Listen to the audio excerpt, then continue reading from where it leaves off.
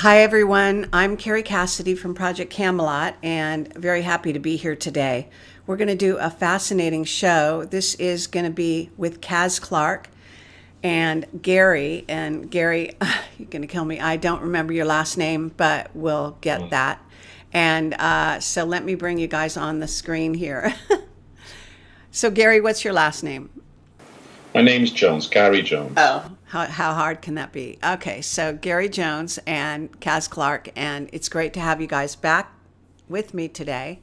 And what we're going to do now is I'd like you guys to give a brief overview of yourselves. So a short bio.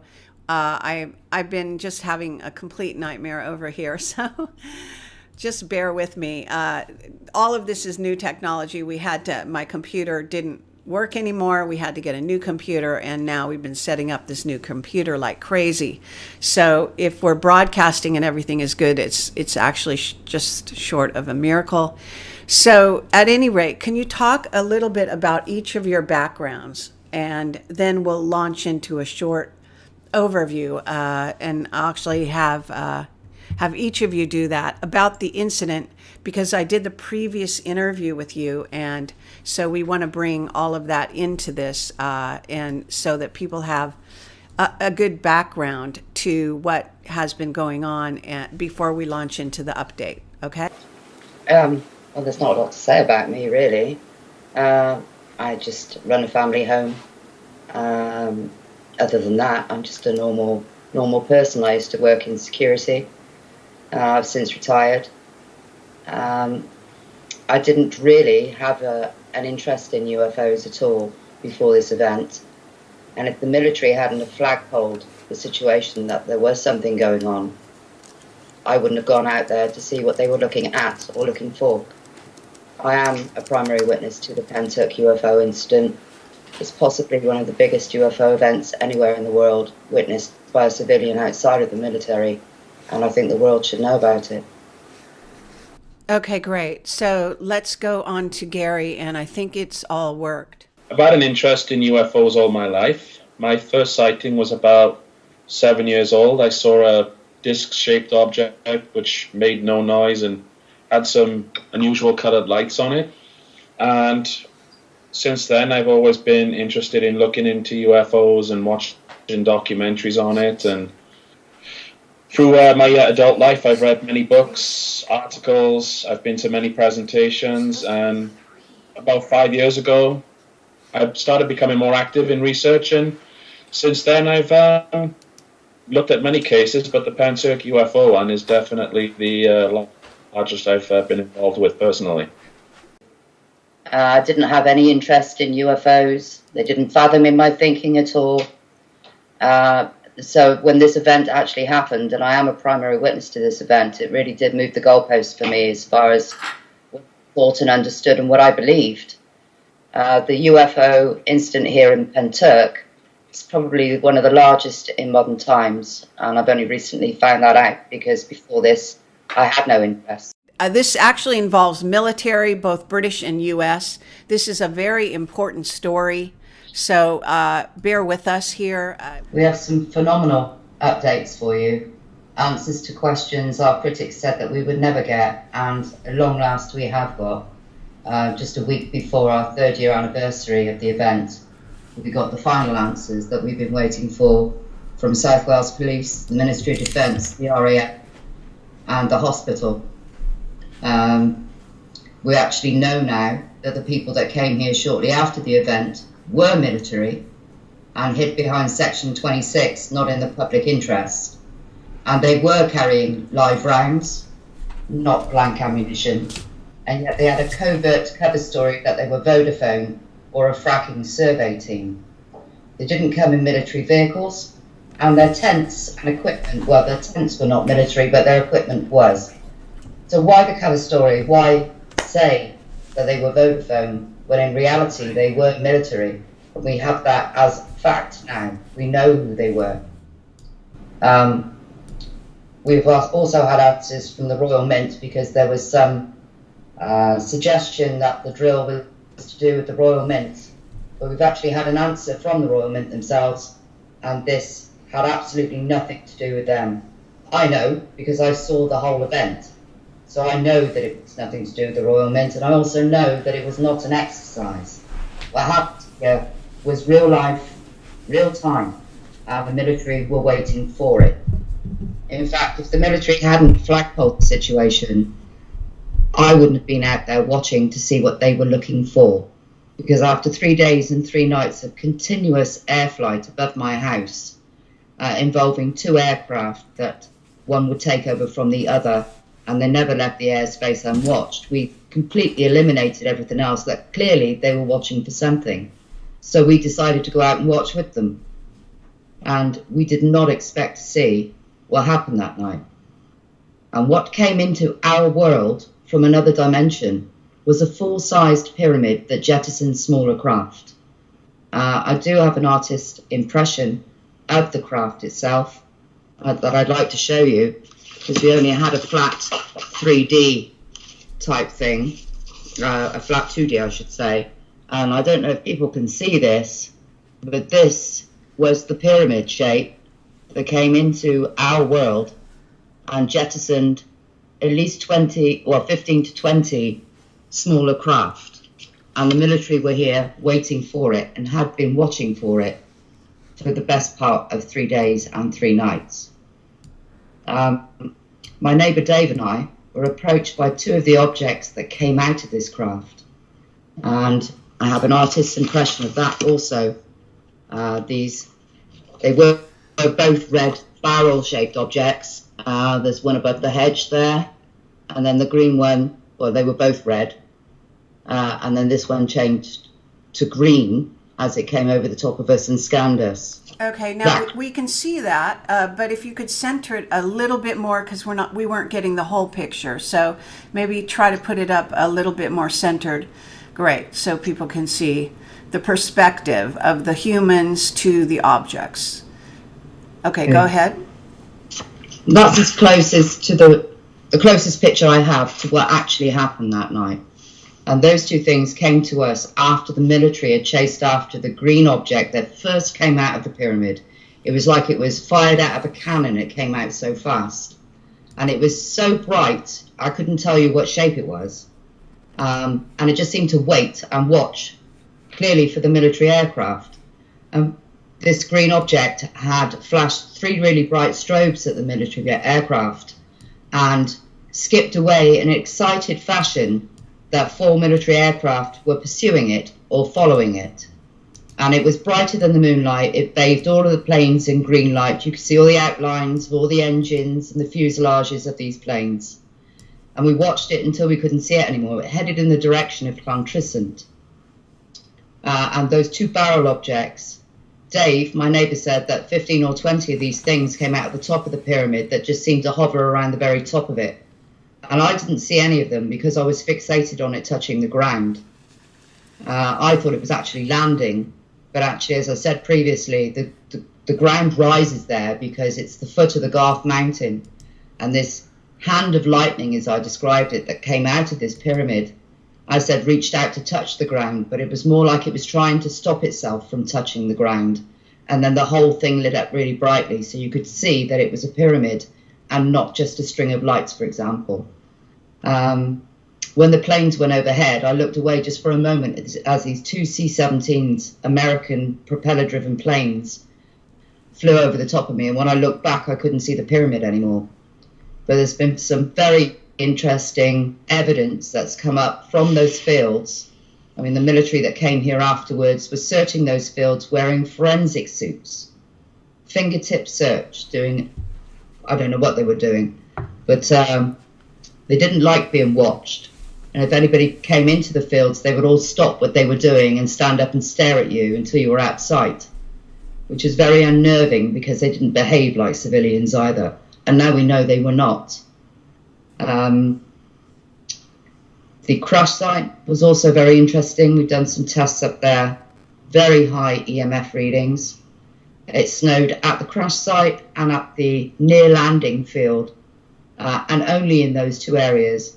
Nowhere else in Wales did it snow on that day, and we have the evidence for that as well. Very unusual. The snow itself was very unusual. I can't really say a lot more other than what I saw. Gary has been the lead investigator in this case since October of 2017. We have some phenomenal updates for you with regard to the police and the Ministry of Defence and the Air Force. And I'd like to hand you over to Gary so that he can start to explain some of the things that we couldn't last time. Okay, go ahead. Well, okay. I suppose I'll begin with the scans of the fields that we actually did. What we did originally is we took an EMF detector and we scanned the fields many, many times. And in the areas where we got the readings is where Caz and David said they'd seen this big, large, pyramid-shaped craft come near the ground. Now, there are many different fields around the surrounding areas, and we didn't really get any readings at all. Now, in my original video, and when I came up to... Sorry, let me just grab this. When I came up to Watford, and I spoke with you on the interview there, this is the original graph that I drew. I don't know if you can see that. It's got like magnetic readings on there, EMF readings.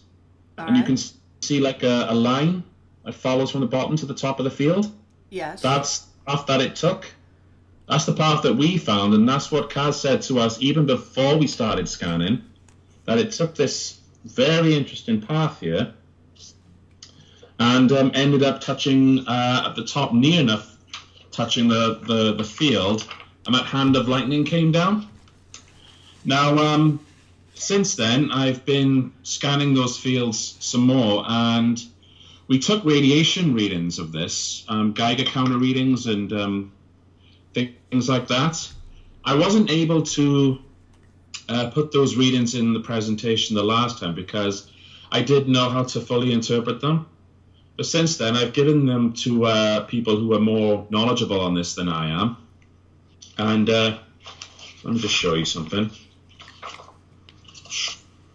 This is just a little diagram of, you know, what we, I don't know if people can see that, but that's just like some of the readings that we got. Okay, that's hard to read. Can you explain I it? don't know if I mean, I'll be making this all public very soon anyway. I've since put it out on my Facebook page. But what it suggests is that the radiation readings that we took, which was like 18 to 21 months after the event, the person who I've been conferring with on this suggests that the highest readings that we got, it's, and understand this now, it's equal to, if you were in the field for 1 hour where this event took place, you're getting the equivalent of, in 1 hour, 21 days normal background radiation. So we get background radiation all the time, but if you're in those fields for 1 hour, you're getting 21 days worth of it. That's the maximum readings that we got. And something that I may have mentioned before, but I'll make clear now, many of us who went into those fields, and we were in there for 2-3 hours at a time, on at least half a dozen occasions, we ended up getting very ill by being in those fields. It's like radiation poisoning kind of sickness we had. So like mild doses of it, but we had, we were suffering from nausea, skin irritation, itchiness of the eyes and skin. We felt dizzy and very tired, and headaches also, yes, the migraines were terrible. Some people felt like they were being electrocuted or their skin was on fire, very sensitive to the touch. And this is all symptoms of what people would call maybe mild radiation poisoning. And that in itself is very interesting because I'm not the only person who got this. I'd say at least 12 other people suffered the same illnesses or the same ailments.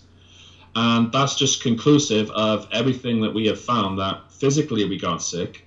We detected it with radiation detectors and electromagnetic radiation detectors, and we did scan those fields also with metal detectors to make sure there was nothing under the ground, to make sure we weren't getting any false positives. recently I put out a video which I called EMF Enhancement Study.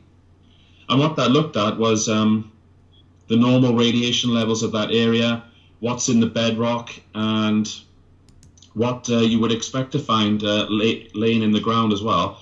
And nothing would suggest anything that there's anything abnormal there that would give those kinds of readings. Now, we got the same readings or similar readings in Smilog Wood, where the second site was the impact site, as we call it, where the broken trees were. And it's just interesting that we have, the strange snow that Caz talks about, the EMF and Geiger counter readings that we got. And on top of that, we've got physical evidence of the area being impacted by something, because it's not just the trees in the Smilog Woods which were snapped and where the snow was. You go back to where the large pyramid craft appeared and where we got the trail of EMF readings and all that. Some of the trees, branches, the grass, they look like they've been affected by high EMF, or some sort of radiation has affected them, because they looked very what's the word I'm looking for? Very lifeless. Dead. Some of the trees are dead. Some of the grass looked like it lost some of the shine. It looked very pale green. There's a chemical in grass and trees, the leaves of trees, called chlorophyll. It's what gives it that unique green shine. That's what makes it look very green. In those areas alone, especially where those two barrel-shaped objects appeared, the trees, the bushes, the grass, it all looked dead or lifeless. But here's the thing now, 3.5 years on, or nearly 4 years now, it's all regenerated, it's all regrown. Those areas have recovered, and I've got photographs of that and things as it progresses through. So the oak tree. Yeah, the trees that are dead have not recovered, but everything else has pretty much regreened and rejuvenated, and that in itself is just more evidence that something affected them. Nature has taken its course and repaired the damage, and it just shows that if you look at the historical evidence of other UFO cases where they've come close to the ground, they've been seen in countryside and farmland areas. Similar things have been reported, and it's just, for me, more and more evidence that just proves conclusively that what Caz and Dave saw that night is true, and the physical evidence and the scientific things that we did prove that. We have had more witnesses come forward. One of the questions you asked me last time was what happened to the rest of those objects that came out of the pyramid, and at the time I didn't know. But we've had a witness come forward who actually made a comment 3.5, nearly 4 years ago that we'd overlooked, we didn't see it at the time, who saw a cluster of green-coloured lights being pursued by military jets over the Betwas Bridge End area going west. So we have witnesses in Penarth who also saw lights. We have witnesses in Cowbridge who also saw lights being pursued by helicopters. So they were all over South Wales. And this so-called exercise, that wasn't an exercise, moved from Pentyrch to Llantrisant, to Bridgend, to Neath, to Swansea, and out to sea. So this was something that was moving, and they moved with it. Okay. What about, wasn't there a hospital down the hill?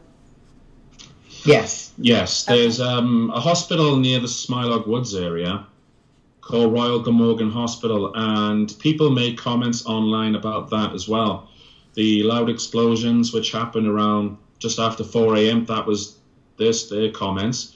There was one particular person who was a patient in the Royal Glamorgan Hospital. I spoke to the daughter of this person because I found her comment online. Her father is a former RAF man. I believe his role was like dealing with ordnance and the equipment itself. And he said when he was in his bed, he heard loud roars of engines, he heard gunfire, and then, this incredible explosion, which shook the Royal Glamorgan Hospital, like down to its foundations. The doors rattled, the windows rattled. He was sleeping in, or, lying in his hospital bed, and the bed actually shook. it vibrated very suddenly. That to me suggests a very powerful explosive of some kind, whatever may have been on the Apache helicopters, which I do believe was the source of this explosion, because there's an area just behind the Royal Glamorgan Hospital, right? You have Royal Glamorgan Hospital. Over this way you would have Smilog Woods if you're watching it on a map. And just behind it you have a place called Lantriston Common. It's like a large open field area of marshy land and grassland and stuff. And that's where a lot of smoke was seen, fog-like smoke which smelt of sulfur-like smells. It entered into the hospitals, would you believe it? Came through the vents and windows, and people said they were smelling this. And it registered on the Richter scale 40 miles away. There's a station in Monmouth, 40 miles northeast of this area. We're in the Royal Glamorgan Hospital area. And I sent a Freedom of Information request off asking for readings of the Richter scale on those machines that they use. And when I looked at Friday at 4 a.m. in the morning, there it was, just a little signal, but enough to suggest that something had been recorded on their devices. Now, excuse me, I asked the British Geological Survey about this, and they said that yes, it's a small transient signal, and the only likely cause of it is by human machinery.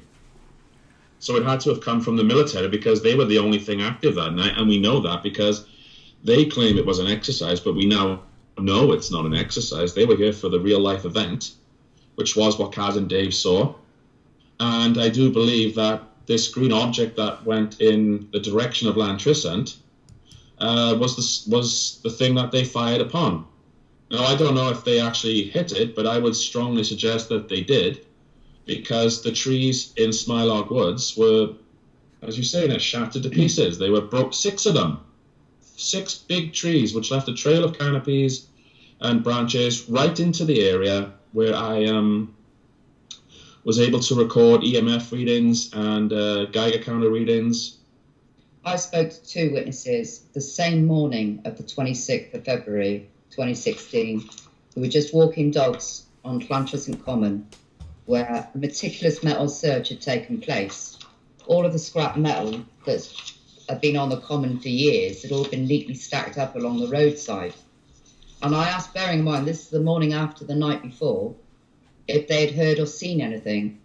And they told me that there were 2 explosions, one air explosion and a second one that sounded like something hit the ground a few seconds later.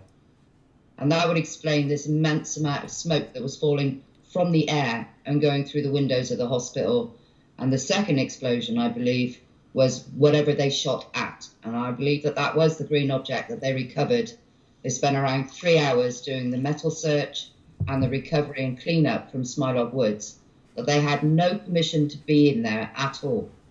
The military had no permission to do an exercise of any kind in Smilog Woods whatsoever, and yet were there for 3 hours. And the little plane, ZZ418, call sign Snake 48, that had been circling here for 3 days and 3 nights with its partner plane ZG996, left here and was circling Smilog Woods, but not just anywhere in Smilog Woods, the exact impact site. And not only was it circling that area, it had dropped in altitude and airspeed, looking or watching something. So for all of the miles of Smilog Woods, it just happens to be circling the exact impact site, which is not a coincidence. Yeah, these are all in our presentations that we've done. And I think we talked about this when we came up to your Awake and Aware conference in Watford. Yes, that's right. Yeah. I want to go on a bit about what happened after the explosion and what happened after the Smilog Woods incident, which caused the Royal Glamorgan Hospital to shake. When we talked about the exercises, right? For those who don't know what a NOTAM is, NOTAM, it stands for Notice to Airmen. Now, typically when a military exercise takes place, they issue one of these to say that this airspace is actually off limits to civilian aircraft. You're not supposed to fly through there because the military are practicing, of course. Now, I just want to show you this map here. I don't know if people can see this. Let me know if you can. Can you make that out? Yes. Okay. I don't know if you can see this circle here, right? This larger circle around the back there. Can you see that? Yeah. Okay, that's actually the boundaries of where this exercise was supposed to take place, right? This large circle around the outer rim. Now, I'm just going to point to a place here. My finger will be on it, right there. This is Neath. This is heading down westward to West Wales. This is Neath right here, right? Cardiff and Llantrison and Pentyrch are in the circle area. This area by here is now called Neath, okay? Now, why this is a significant thing I want to show you, because when I went on to Swansea's radio station, it's like a popular radio station called The Wave. The Wave one last year. It's called The Wave. This is a story that they put out the following day. I don't know if people can see that, but it's a picture of a helicopter, and the title of the actual article says that helicopters keep South Wales up after 4 a.m. Or that is the gist of the actual title. Can you see that, Kerry? Yes, we can. Okay. Now, why is 4 a.m. significant? Because if you go back and watch the presentations that we done, the planes that were circling the Pentyrch area on the 3 days and 3 nights, they were in the Pentyrch area, right, where the large pyramid was. Yeah?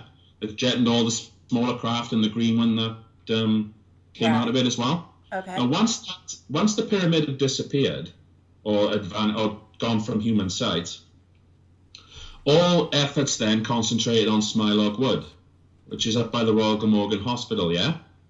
And the plane ZZ418, which we call Snake 48, that was its call sign, started circling the Smilog Woods, and after about 4:30 a.m., he too then decides he's going to go westward and take a look at whatever else may be going on, because he heads down to Swansea.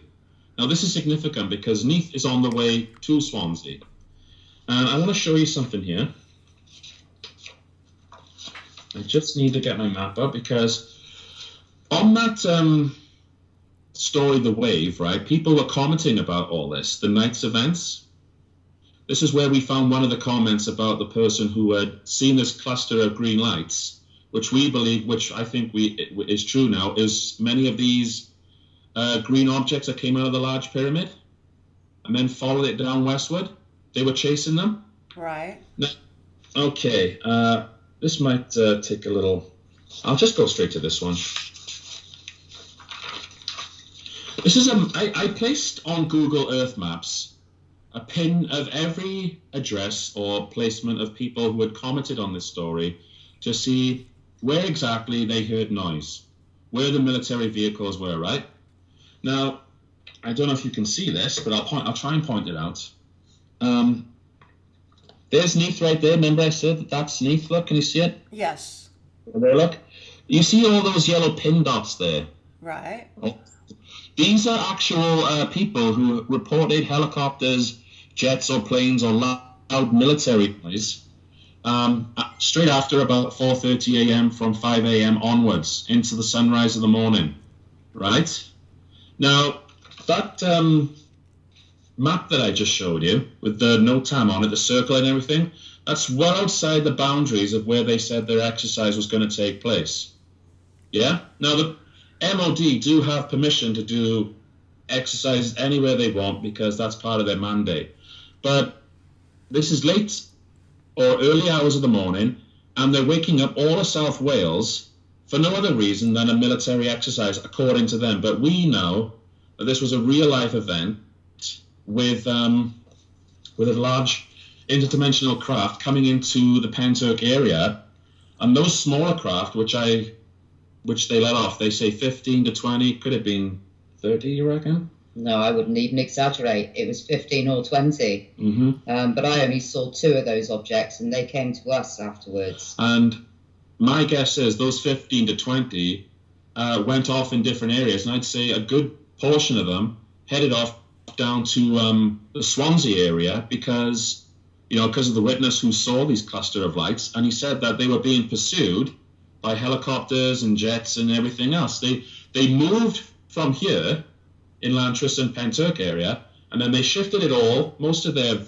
aerial vehicles and firepower, down to the Swansea Neath areas, which was well outside the zone of what they put on the military exercise here, which suggests to me that, yeah, they were given chase, and whether they were trying to defend us from them or they were trying to incapacitate them, I don't know. But this went on well outside the area and well outside the hours they said their exercise was taking place, which is, I find, very significant because, so many people in the comments just said, oh, it's a military exercise.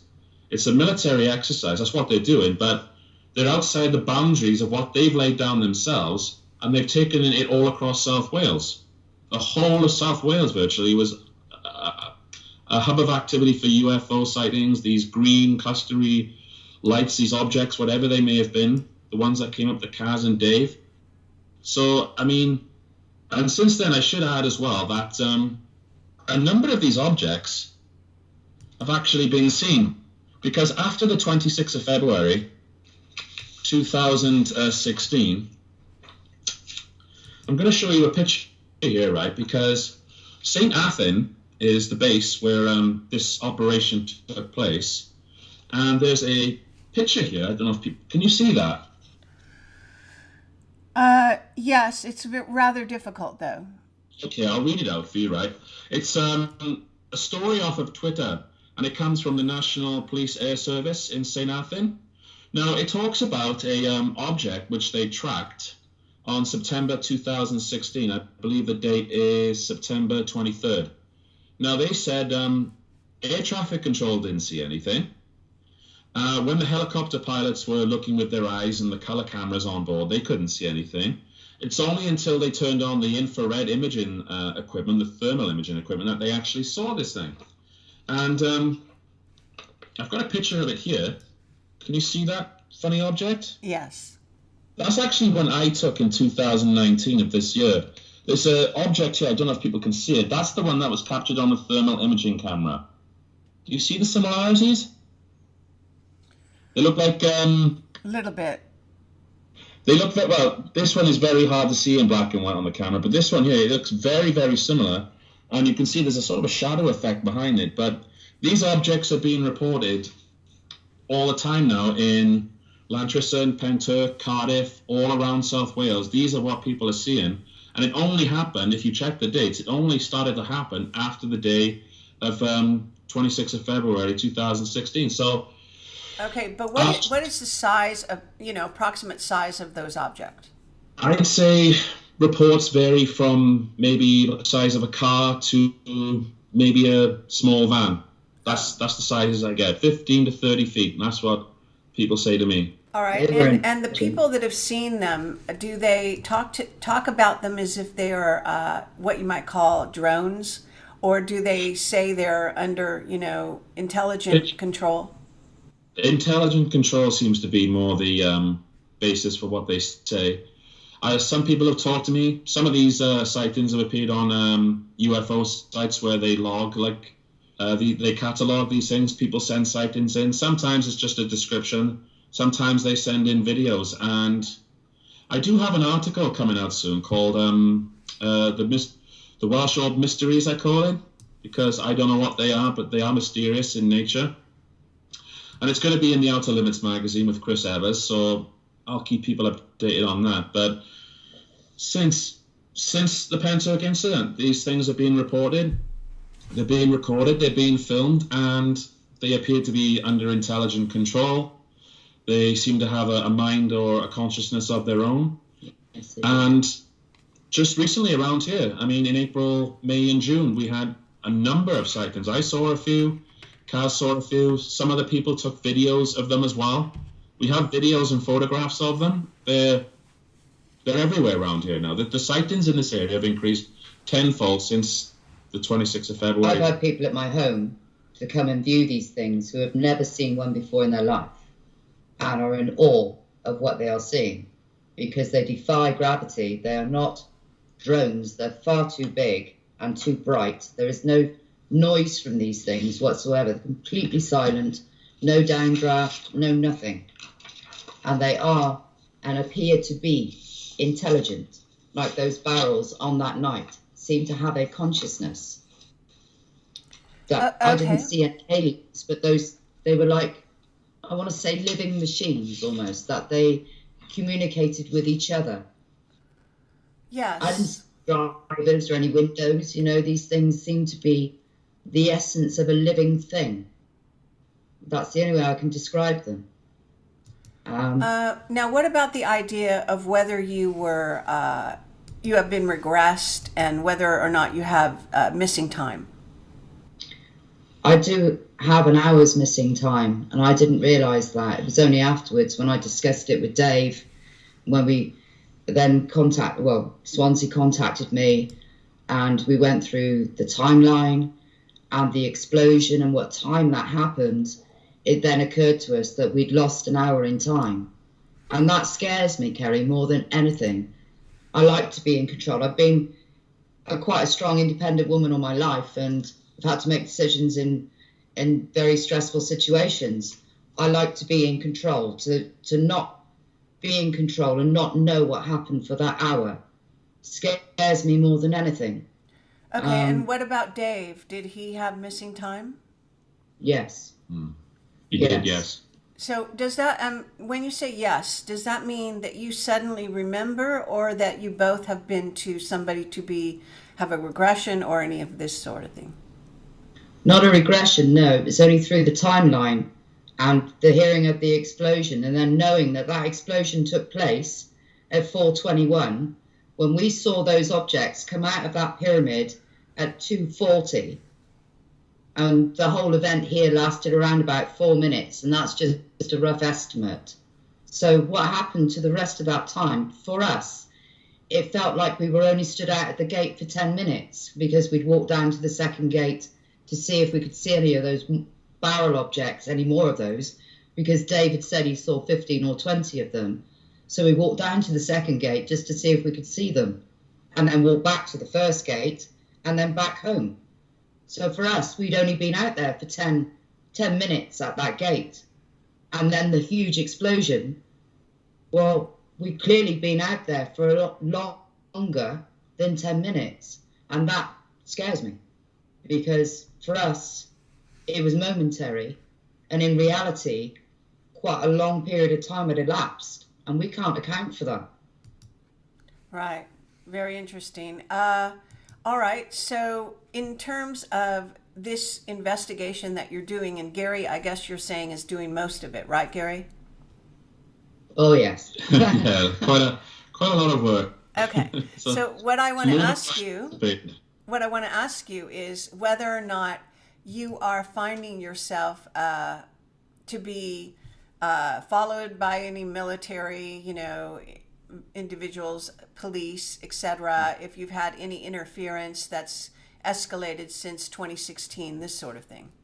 Okay. I will just say before I get into this, I have noticed just things going missing off. If I upload a post to Facebook, it seems to go missing. If I put a video out somewhere, it tends to be deleted. Just recently, where I had a Vimeo account, I was totally removed from that channel. Some of the videos I had on there were of 9/11 and various other things, but one of them was the Pentyrch UFO Cornwall presentation that we done. And I contacted Vimeo. I asked them a bunch of questions, but basically they just removed my channel for censoring us, basically. Now, you talk about things being followed or things, people maybe watching me. I don't really know. I wouldn't really know about that, but I'm getting to that. What I want to show you here is Ben Emlyn Jones. I think you may have interviewed him. Yes, wonderful guy. Yeah. Now, on the 3rd anniversary of our Pentyrch updates that we did here, he said he received a phone call from someone who told him not to talk about this case because he was going over to another country, I think it was Denmark, for a conference, and he was going to talk about our case. And as I was getting ready to prepare this third year anniversary update, there was a Facebook account, and this is the actual account name here. The person's name is Dunstan R. Baker. Well, that's the thing they used. Now, I received some very strange Facebook messages from this person, or whoever it may have been. And I'll just read it out. Can I read it out? Because it may not show up on the screen. That's a good idea. It says here, this is his message now. Hi, Gary. You've caught our attention over here in the US. We would love to meet you in person. Could you please let us know what state you live in? Please in the UK and your zip code. Many thanks, Dunstan. And get this. Via trace your IP address is coming up as Rhondda Cynon Country, Wales. Is this correct? Regards, Dunstan. And also I got a missed call from him at some point, early hours of the morning.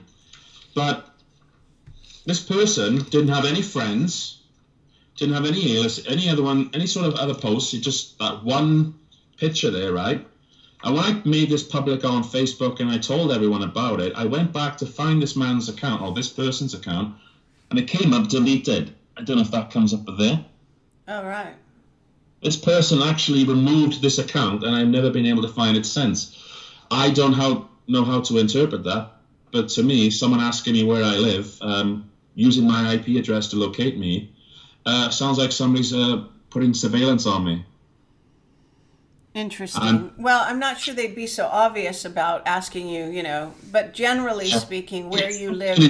Thing, to try and put some fear in me, or to try and put. And with Ben Emlyn at the same time, getting some very interesting phone call about saying not to talk about Caz Clarke. Now, Ben Emlyn Jones will tell you this. His phone is ex-directory. There's no listing of it in any phone book. There's only about a dozen or so people who may know his number, or who do know his number, and yet this person was able to phone him directly to his phone. And he contacted the telephone company, and if I'm getting this right, they couldn't trace the call where it came from.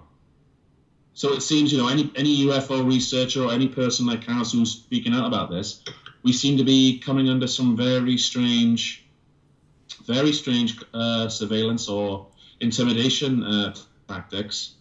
I would also say sometimes I've noticed strange noises down my phone, or my internet connections seem to be running very slow.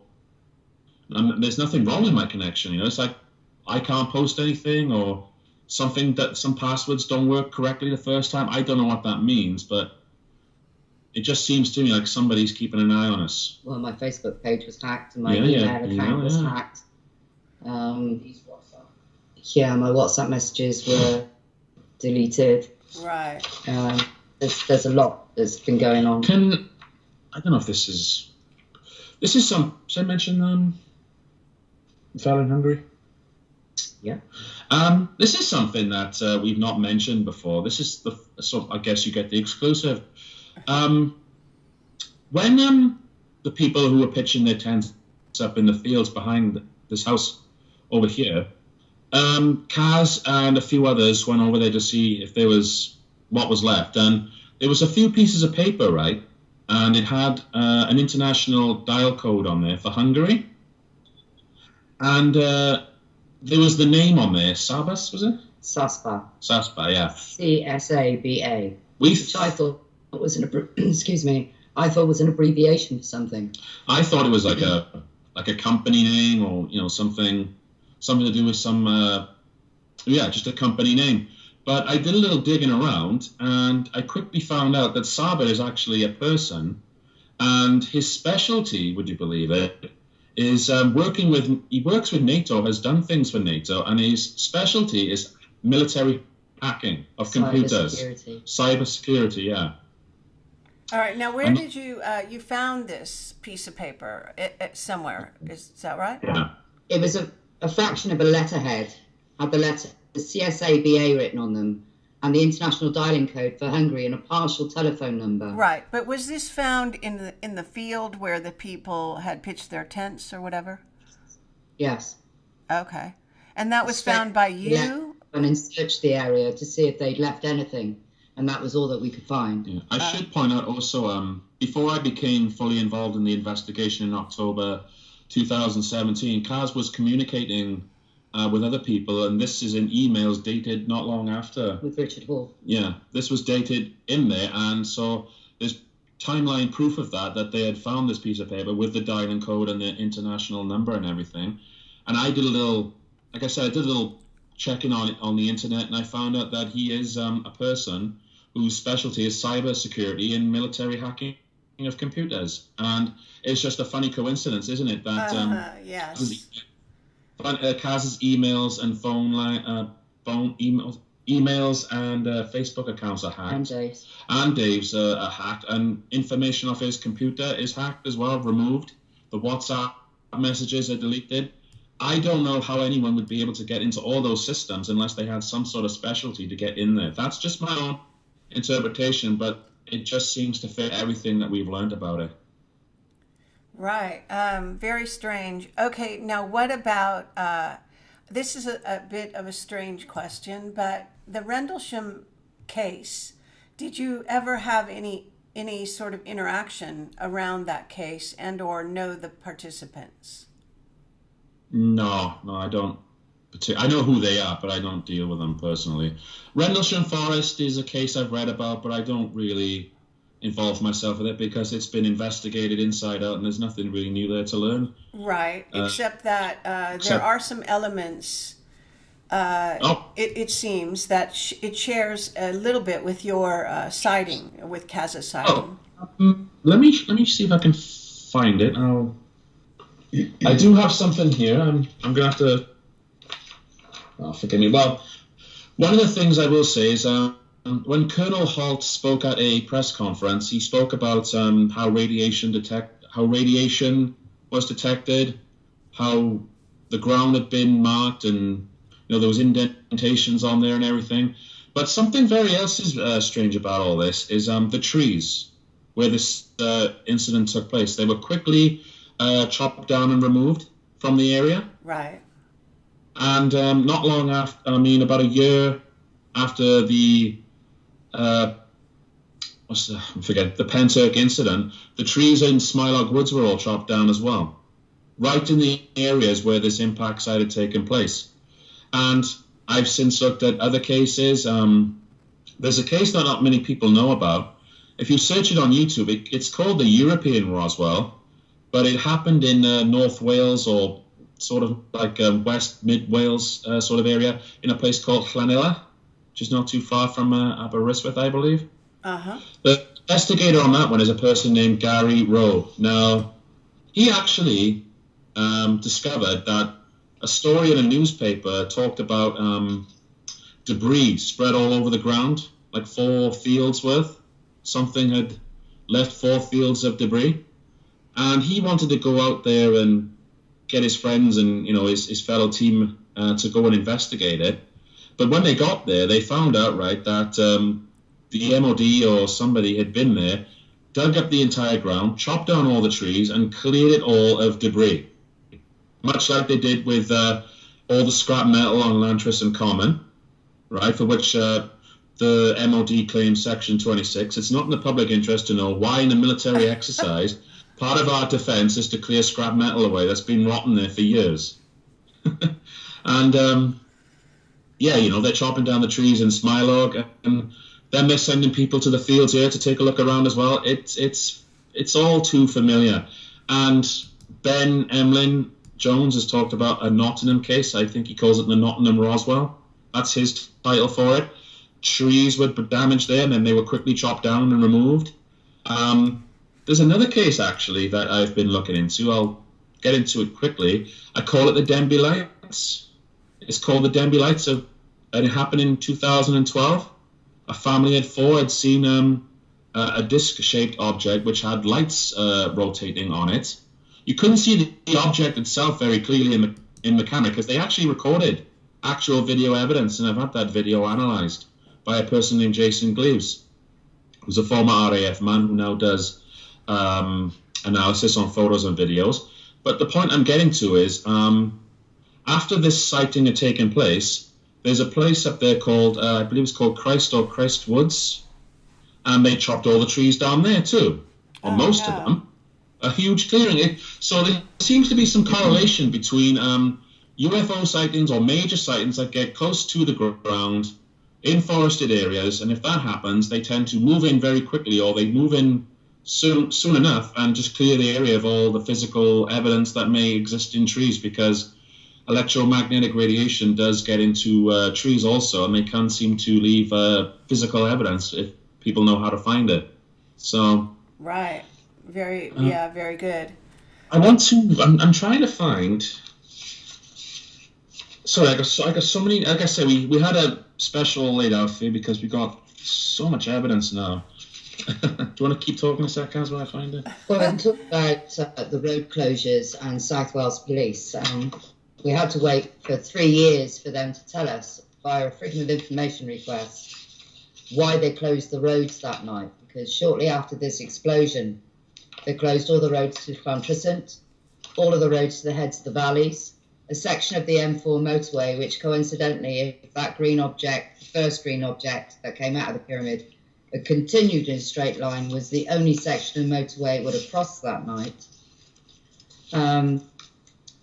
One lady was trying to get back from Aberystwyth to Merthyr and took her over 3 hours to travel a 40-minute journey, because every road that she'd gone up that night was closed by the police. Serving policemen told her that a lorry had overturned, and every road that she had tried, she was given the same story. Oh, right. That's very good.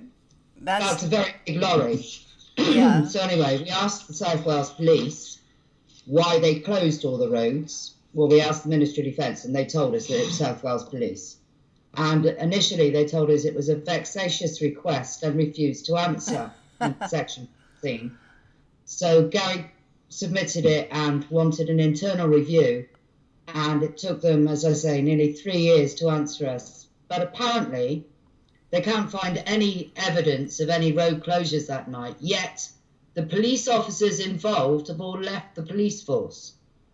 Really? Every single one of them, apparently. So if they can find no evidence, how do they know which police officers were involved? And one of our second questions was, who gave the order, or where did this email come from say about these road closures? And again, they can find no evidence of these road closures, yet the police officers involved have since retired from the force. So either they know about it and they're not telling us, or if they don't know about it, how do they know which police officers have since retired? So they're contradicting themselves. Yes. Yeah, a lot of contradictions there. The thing is, as well, with let me just show you this quick. I was going to talk about similarities with the Rendelsham case. All right. Very quick. I don't know if this will show up very, very well, but I'm going to hold this map up here, right? See those lines there? Yes. Now, anyone who likes to talk about ley lines, or what people call the Earth's energy grid. Yes. There's things around the UK, they're called arbor points or trig points, right? And this map here is actually where these lines actually appear. Now, there are some cases here, right, which are very, very close to where these UFO sightings take place. And you can see here, look. This is the South Wales area, right here, and Pentyrch is right on that line. All right. You talk about Rendlesham Forest. There's the blue line to the East Anglia area. There's Rendlesham Forest, not too far from the line. I mentioned a case called Denby Lights up in North Wales. There it is right there. That's not too far from the Berwyn Mountain incident as well. And there's the Llanelli one right there, look, which is not too far away from it again. Ben Emlyn's one, and there's another one here actually that happened in Sheffield. They're right in the centre of this, or right on the lines in the centre there. I don't know if you see them. Yeah. But one more, I'll just mention this, and then we can get into the FOIs, because that's probably the bulk of these updates. This one here, look. This is up towards York. you can see that. Can you people see that? Yeah. Yes, You I can think see so. it. Yes. Right. This, right, is a case that has gone relatively unknown until now, and I'm going to explain why this one is significant, because there's a very good researcher named Paul Sinclair, and he's been investigating this case, right? It's up in Wilsthorpe, it is. It happened in 2009, and it was reported in the media. I'll just show you a picture of Paul Sinclair. Look, there he is right there. All right. He's done, he's a tremendous researcher. I recommend people look at his work. Now, this was in the Express. This is the story here. Look, it says, couple see 40 UFOs coming out of the beach. Yeah. Wow. Why is this so similar to the one that I'm talking about, the Pentyrch Incident? Because this is a very quiet area. It's a very quiet beach town-like area, right? And the military were there, I think, a day or two prior to all this. Nothing happening, nothing really going on. And then suddenly a couple saw 40 UFOs hovering over British Beach before major military operation. Helicopters, jeeps, jets just swarmed that area like they were invading it, right? And then suddenly, these 40 small objects that come out of the sea sounds very familiar to like these 15 to 20 objects coming out of this large pyramid. Right? Yeah, very interesting. Several Freedom of Information requests have been sent to this, to the MOD about this incident, and the responses they get are very similar to the ones that I've been getting, that it was just a military exercise. That's all it is. And then when you try and actually get answers to some of the more important questions, they claim Section 26.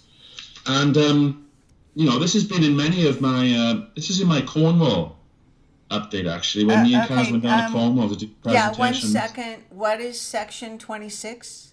Section 26 is MOD's exemption from answering any Freedom of Information request, as in not in the public interest and to keep the security of the country, just to keep the country safe, basically. All right, in other words, national security. Right. Even though simple, basic questions like, why were the military removing metal from the Lantris and Common as seen by witnesses, I asked, they claim Section 26. Apparently, the scrap metal is of such importance it requires a military secret classification on it. When it's hilarious, Why didn't the military have yellow caps in the end of their guns, implying that they were carrying live rounds? Section 26, not in the public interest. This is something that we got into with the RAF and the MOD. I asked them in a Freedom of Information request why people wearing white forensic suits were seen in the fields of Pentyrch behind Maes-Sasan, which is where this incident took place. And they just kept answering things like Section 26. And then they would say they hold no information about such a thing on their records. But then me and Caz would ask them a question about why they had machine guns in that field. And then they answered that it's very likely that they were carrying blanks in those machine guns, due to the yellow cap that they would have on the end. But then, hang on now, you just said that there's no record of information of anything on file. In other words, your men are not there. But then in the next question with the same thing, you're telling me that they were carrying simulated weapons or live blanks, They're confirming they're military in that field. I asked them what they were doing here, and they claim Section 26, not in the public interest. And I think, Kerry, they were looking for more pieces of this. Okay, now this is the artifact that you were getting tested, is that right? That's right. I spoke to Steve Colburn. He was the man that tested part of the Roswell crash. And I sent him photographs of it, and he said it looks very similar to what he tested before. And the quandary that we're in is that this is some form of silicon. And all silicon on Earth is man-made, and that's as far as science will go. But this and its structure is unlike anything that we can make. I have a piece of man-made silicon actually here. Yeah, and it's very, very different because it's almost boiled and has this, I don't know if you can see it, like oil slick kind of All right. surface to it. Whereas this, when you shine a light on it, I mean, at the moment it just looks black. But when you shine a light on it, it shines like a jewel. The whole thing lights up like some kind of conductor. Okay, but I don't. Yeah, if you could put them both up, I see. So one seems to be melted, and the other one not really. You can see that. I mean, maybe the lights on the ceiling. Yeah, no, that's good. That's very good. I mean, they look related. Oh, I don't know if let me Twist it. just. Yeah, fascinating. So this piece that you've got came Yes. from what exactly? Do you think? We found it in what we call the ball patch, where this hand of lightning came out of that craft. And when I first picked it up, I just thought it was a piece of anthracite because it's black. It has no colour to it when no light is shone on it at all. And when you shine a light on it, what you've just seen then, it glows gold. I've never seen anything like it. Steve Colburn says it's very similar to what he looked at from the wreckage of the Roswell craft. But until we can get it tested, I mean, the Roswell silicon had a silver impurity in it. So until we can get it tested, we don't know what it is. But I have never seen anything like it before in my life. And he's very excited to test it. So, Okay. When you say he's excited to test it, but yes. you've had it for quite a while. He hasn't Yeah. tested. What is the delay? Money. Oh, We won't test it for free. It's a very go on, sorry. No, it is a very expensive process. There are a number of tests that it has to go through, isotopic tests and electromagnetic tests and whatever else. He did spell it out for me, Yeah. but I'm not a scientist, so I don't know. It's probably like, I mean, the final cost maybe is like $2,000, and we're not swimming in money like that. So unfortunately, unless somebody wants to start unless we get a GoFund going, or someone's got pockets deep enough to. I mean, I did the lie detector at my own expense, and they're not cheap things to come by either. So, it's just a matter of finances, really. That's the only reason why it hasn't been tested. And we are in this catch-22 that as far as science will go, all silicon on Earth is man-made, and that's as far as they will go. So until we can prove that it has elements within it that are not terrestrial, then that's it. But it's unusual and a coincidence that it was found in the exact place that hand of lightning came down the morning of the 26th of February. Yeah. Right. It should also be noted that silicon carbide, which is the manufactured man-made piece, that's not easy to create. You don't just go into your basement and just put a few things together and hey presto. You do need some technical knowledge and some special equipment to make stuff like this. And obviously, the more well constructed it is, the more incredible and more expensive the equipment gets. But what I've said to Caz, and what we've been discussing, and what many people have said to us, and especially Steve Colburn, is that the way it's structured, the way it looks, is far more superior, or much more symmetrical and much more well put together than the stuff you can create here on Earth. We boil it, don't we? What we create looks like molten, solidified lava, because the way that they boil the chemicals together. Whereas what was found over there has these striations going through it, almost like a fused wiring loom that conducts light. It's bizarre. Okay, now what about the idea of whether or not there was any kind of footprints or you know what I'm saying, impressions in the ground that looked like other kinds of either an animal or anything else, like was there anyone ever finding in these various areas footprints that didn't look necessarily human? No, I didn't see any aliens at all.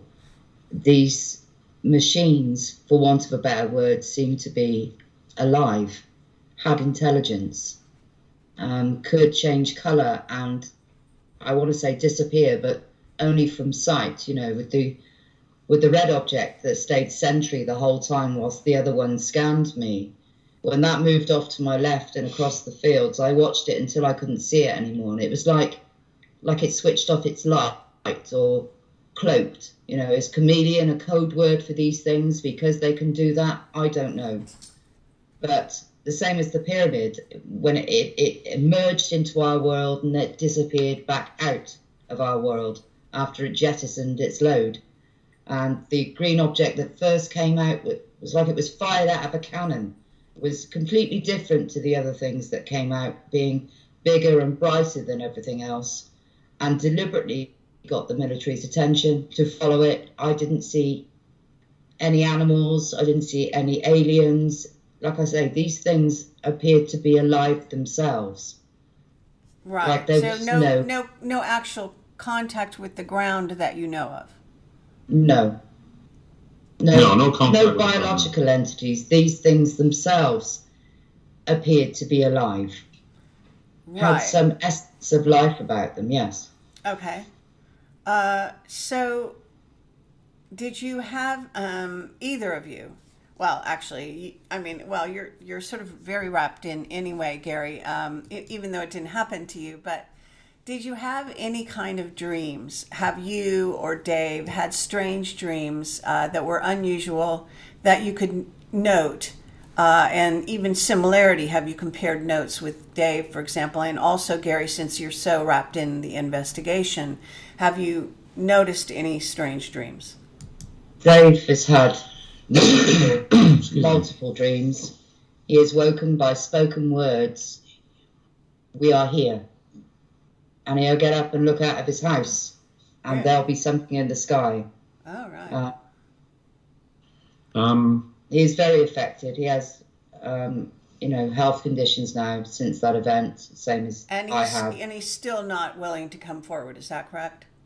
No. Not at this time. I would suggest another 10 years. He may. Yeah.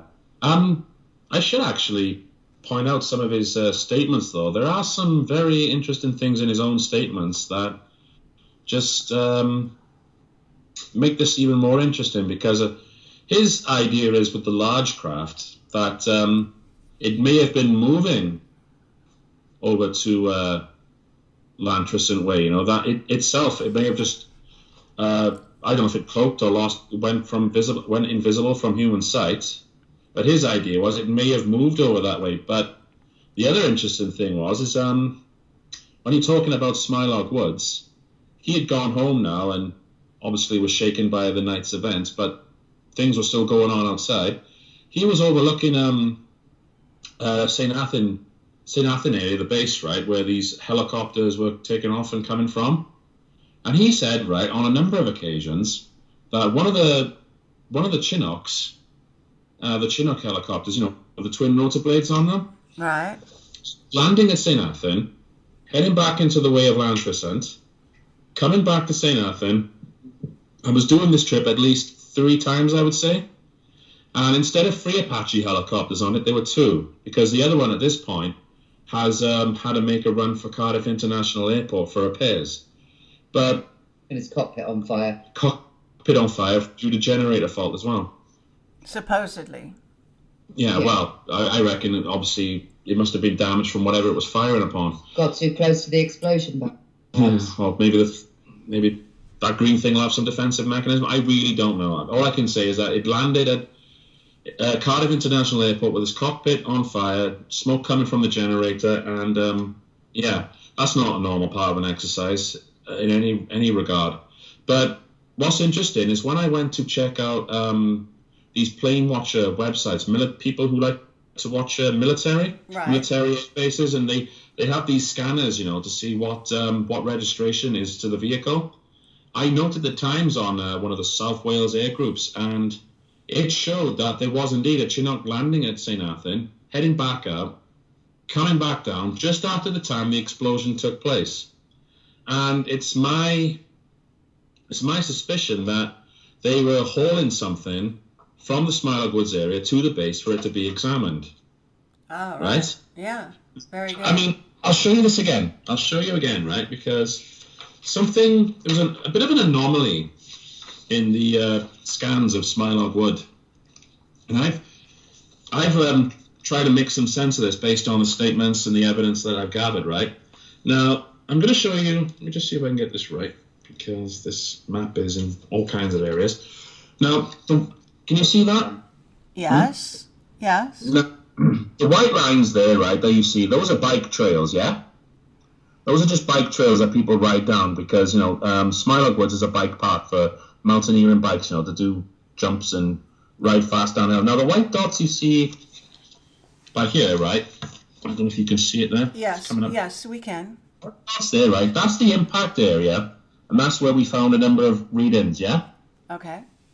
Now, you may see a line by here, right? A dotted line there? Yes, a dotted line. That follows the path into the impact site, and if you follow it back, and you look and you enlarge the map, and you sort of come out like that, that goes into the direction of Lantriston Common and Royal Glamorgan Hospital. So my guess is, if this thing was the green object that I suspect it was being fired upon, then it's leaving its electromagnetic residue or trace in the trees as it follows its way back from the Royal Glamorgan Hospital. But that's not the only thing. It may not show up on this, right? But can you see that there, that little corner? Yes. Can you see? There are dots on there. Maybe you can see it up there, look. Yeah. I see around that area as well. Now, there's no reason for any sort of like electromagnetic radiation or Geiger counter readings to be measured in that area. But what I'm suggesting is that whatever's gone flying into those trees, cut through the canopies in the trees and then into the 6 trees that got snapped to pieces, smashed mid-trunk in the forest up there. I reckon the military have gone in, closed it down, shut it all off, as we know they've done, and this helicopter is now coming in to that area to airlift it off, and what they've done is they've stacked it all alongside the road here, ready for it to be picked up. That's my own interpretation. You can see there, I don't know if you can see it there, it's a little bit difficult. There's the white dots, look. Right. Backside. There's the corner there, right, that I scanned also. The little dots are there. I reckon that some of the pieces, or they put some of the pieces down by there, ready to be lifted off by this Chinook, which made at least 3 trips from St. Athan to the woods and back, and that was seen by Dave, that's in Dave's statement. They were shooting at something there as well. And it's interesting, when I did the Freedom of Information request with the South Wales Police, we were looking at telephone calls, right? Because I know some people, they don't dial 999. In this country now, sometimes they dial 101. If you don't have a real emergency but a concern, you can dial 101. And let me see if it's in here. No.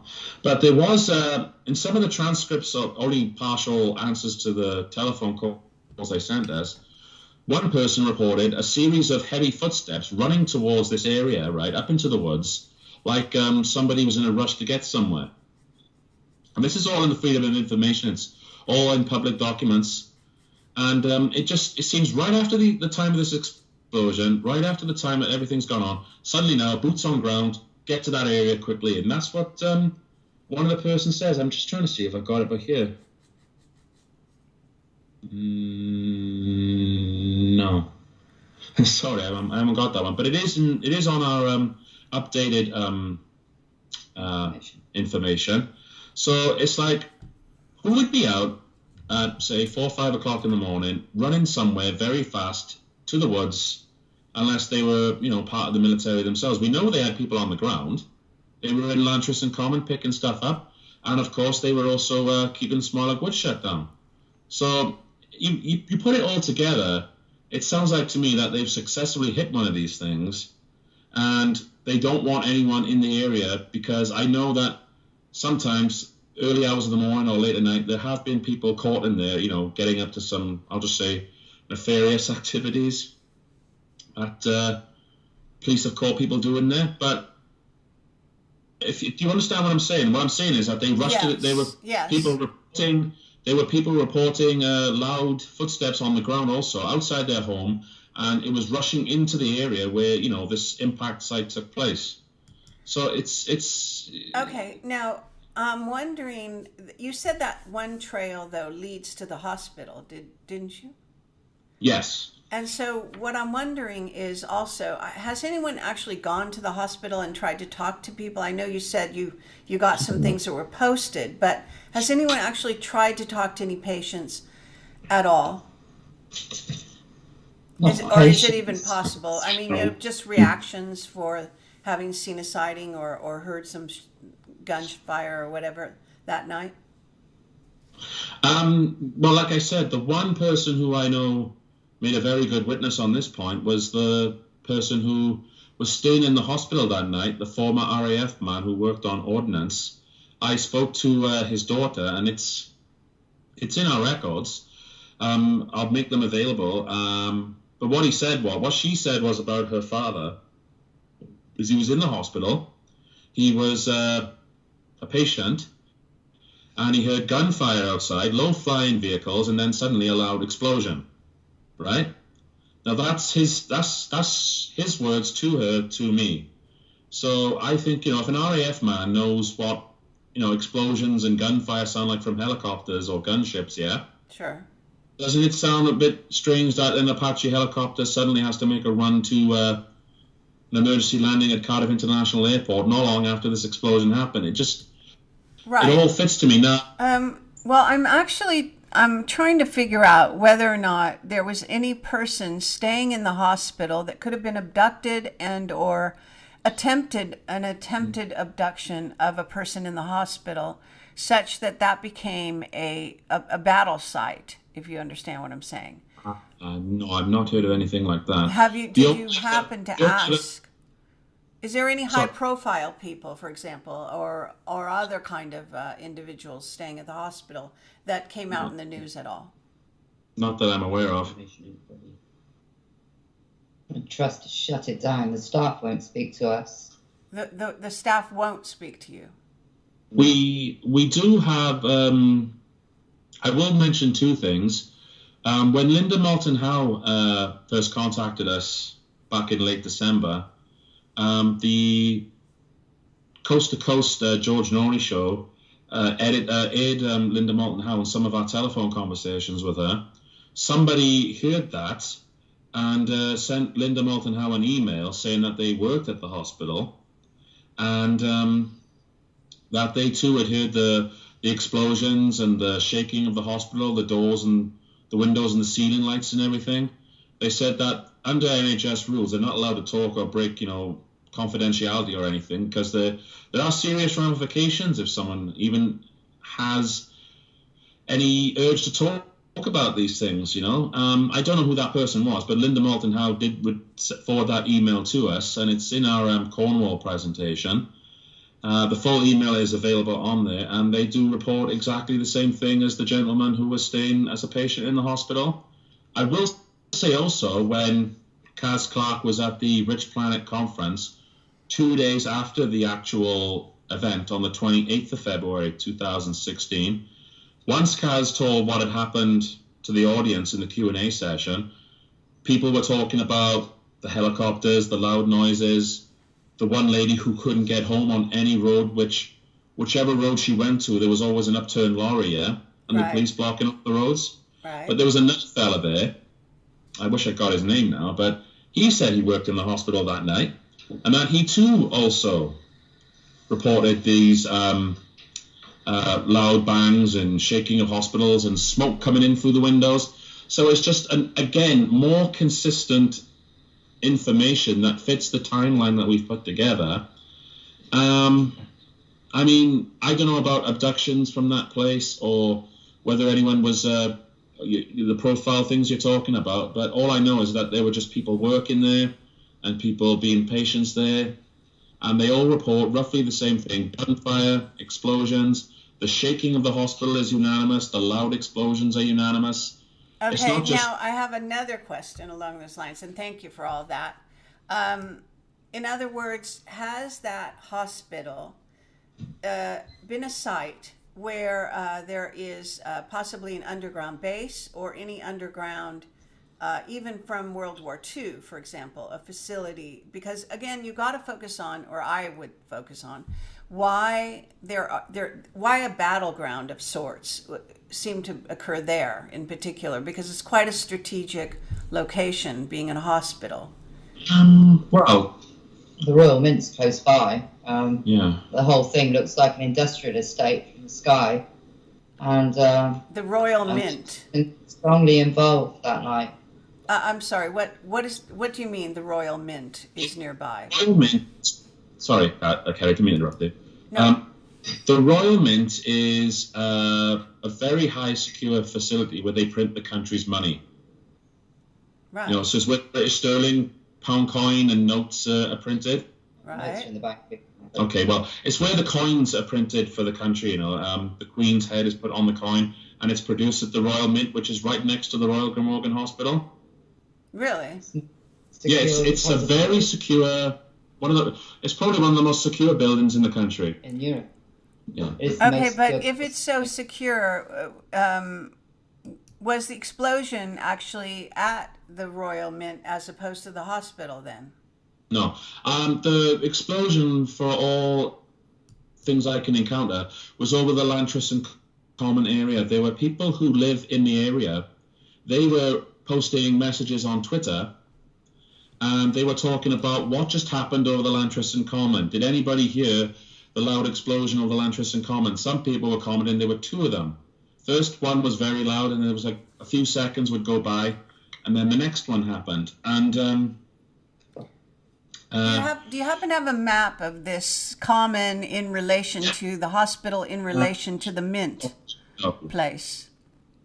Not on me, no. Sorry, I should have. All right. Because that's, again, very interesting. In other words, the triangle UFO, there could be an attack on the Mint area. Who knows why? I don't know why. But again, if it's that close to the hospital, then there's probably an underground tunnel. Can I say something? Sure. When I made comments on Wales Online, which is on local news outlet, I didn't know that you weren't supposed to talk about this because UFOs were not in my thinking. And when they put out the story of a military exercise, I had to make a comment and say, well, I can categorically assure you it wasn't, because I saw what happened. And a few people made some comments. I had a couple of debunkers that you know about, Agent Fox Mulder and the Smoking Man being two of them. But there was one comment that particularly stuck out in my mind. And it was by someone who called themselves Major Sightings 666. And all they said basically was that it was operating procedures, standard operating procedures. And glad we saw, keep watching, more are coming, they come for what's theirs. Now this might be a little bit out there, but if we really did have something that belonged to them, it wouldn't be out of the ordinary to keep it in one of the most secure buildings, if not the most secure building in Europe. And we know that the Rothschilds, for example, do have artifacts. And after this event, the security that was done by the Ministry of Defence on the 26th of February 2016 changed to G4S in June of 2016. Okay, now this sighting was in what month? In February. Okay, so it took them till June to change some kind of organization with regard to sort of defense in the area or what, surrounding this place? Security for the Royal Mint. The security for the Royal Mint was done by the Ministry of Defence. Very interesting, yeah. 2016. And in June of 2016, they changed over to G4S. Now, had we submitted a Freedom of Information request prior to then, we wouldn't have got an answer. Excuse me.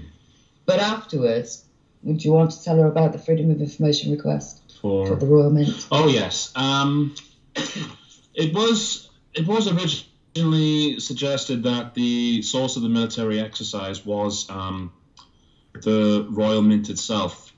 But I sent off a Freedom of Information request, and it's on Caz's page, YouTube page. It was our first time we spoke about this publicly. That was on camera and went on YouTube. I asked the Royal Mint, what notifications did you receive that an exercise was going to take place in this area? Because given the fact that it's a highly secure facility, and given the importance of it with the UK currency, that they would be informed of any sort of activities taking place, military especially. And right. they replied back saying that they did not receive any notifications whatsoever. Now, as a result of the explosion, their security systems were not affected, but I do believe that some of the helicopters that night that were involved, they were Lynx attack helicopters, Merlin helicopters, Chinook helicopters and Apaches. Some of them were landing behind the Royal Mint, so maybe they were using that as some sort of a base of operation, or maybe they just decided they could use those facilities for some... Didn't they say, sorry to interrupt, that they received a phone call from somebody calling themselves the Welsh Extremist Anti-Terrorism... sorry, I forgot this. Force? Yeah, they said that afterwards they had received a call that the Welsh Counter-Terrorist Extreme Unit were the ones responsible for the exercise. Now, that's about the only confirmation I've got of who may have been in charge of this exercise. Now, you know. Okay, again, now what are we talking in terms of, the logistics of the place? How far away, Caz, is your place and all the things you saw from the hospital exactly, and the Mint from the hospital and so on? In other words, are we talking miles? Are we talking, Okay. 5 miles. It's 5 miles away from me. The Royal Mint is situated in the middle of an industrial estate that is just before the hospital. So the hospital is on the outskirts of the industrial estate. To me, and then behind that you have the large wooded hill that is Smilog Woods. Right. So is Smilog Woods the place where the trees were all taken down? Right. Okay. So this area, this hospital, the Mint, is really the center of, it seems to me, the whole situation, in a sense. Could be, yeah. It's surrounded. In other words, your place is one angle, and the other incident that happened, I guess Smilog Woods is like behind it. So in a sense, it's in the center, if you want to do that. Very interesting, yeah. And okay, now in terms of military, you had military that was American, and you had military that was British. Isn't that correct? Yes. NATO as well were also involved. Oh, all right. So again, this is very interesting. Now, what led you to believe that it wasn't an exercise also? Wasn't there an advance? There was some kind of advance of as I remember the last interview, of American planes that came in before the actual other. Is that correct? Yeah, you saw that, didn't you? There was a task force, I think it was Squadron 51 they called themselves, that flew into RAF Fairford to train British troops or British personnel, I believe, a specialist task force to deal with this phenomenon. Yes. Wow. The military timeline was something I put together, and originally what I found with Exercise Chameleon is what they called it, and NOTAM was sent out to RAF Leeming, a base up in North England, and they were training up there with the exact same vehicle registration numbers that eventually, a week later, came down here. Right, so what happened is that they were practicing low-flying aerial drills, fast rope descents, fast attack, low-flying drills, and this went on for a couple of days up in RAF Leeming in North England. Right now, on the 22nd of February, 4 days prior to this event, the plane that I mentioned before, ZZ418, that one, this one here, look. Oh, see if I can bring it up, look. That's it, but there. Okay. Can you see that? Yes. That's its tail number. Right? Mm-hmm. That one took off and headed down south towards Plymouth Way, which is near Cornwall area, and started circling. Now, it circled around Plymouth area and Cornwall area, did like 2 loops in those areas, and then finally flew across the up across the Bristol Channel? Channel, yeah. Yeah, Bristol Channel, and then started circling around where Caz lives, and stayed there ever since. And then another plane, ZG996, which was called Jackal 02, that one's owned by the Army Air Corps. That would take it in turns with ZZ418, which is Snake 48, this plane here. And those two would never leave the sky alone, or all day and night, they would never leave the sky alone, taking it in turns to circle just this one area. Okay, and that's all. In question. Okay, that's prior to the actual event, right? Several days prior. Yeah, we're getting up to the event now. Yeah, we're getting up to the event now. It's about 2 a.m.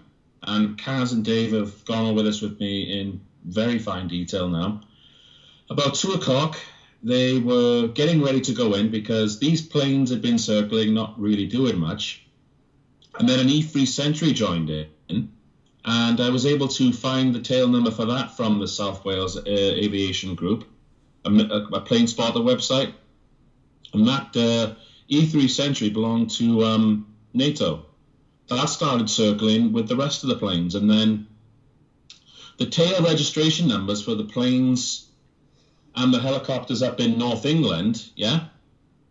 On the 25th, they all flew down to South Wales, yeah, on the 25th now, towards the night time. And then sometime after midnight, they all took off and suddenly came over here and awaited the arrival of what Caz and Dave had seen. We're all airborne. Yeah, they were airborne ready. Okay, Yeah. so the indications is that there was something being planned or, known in advance type of thing, right? They advanced very well in advance this thing was coming.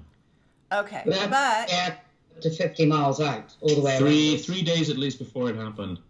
okay, but the trouble with that, all of that, is that then we have the explosions and things. So we have a sort of a battle going on that actually seems not fake but real, right? It is real, yes. It is very, very real. Right. You see, this is where I'll just explain it then. They've been circling for 3 days and nights.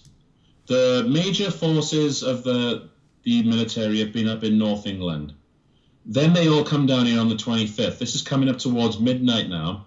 We come into the 26th around 2 a.m., yeah? And Caz and Dave are watching the sky. And then about 2:30, there are planes already circling.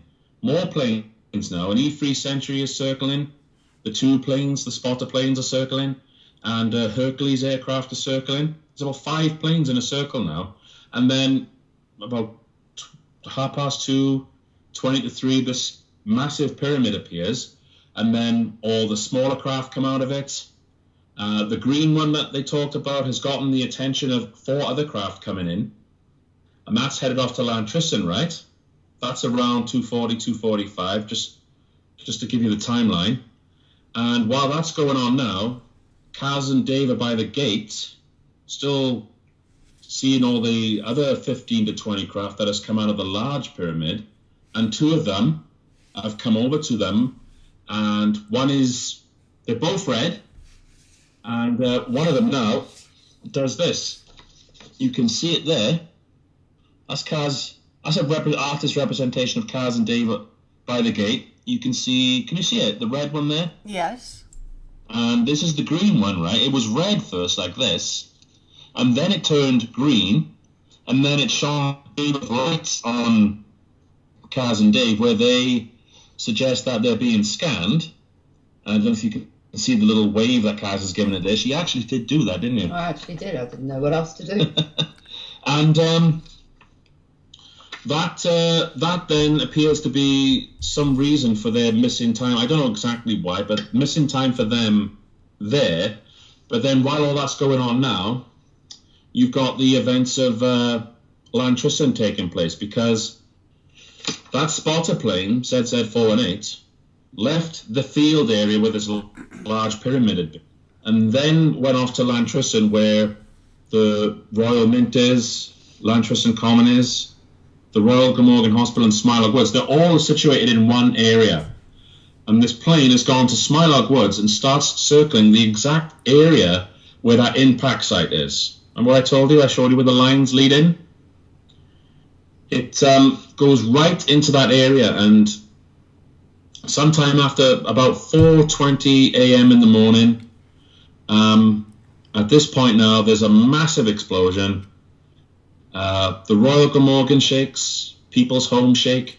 There's a massive cloud of sulfur-smelling smoke filling over Lantrison, and something goes crashing into Smilog Woods, causing the broken canopies, the trees, eventually settling in that area, which then eventually, straight after it, all of the forces that were here in the Pentyrch area have headed 5 miles up northwesterly to the Royal Glamorgan, Lantrison Common, Smilog Woods area, and shut all the roads down, blocked off the woods itself.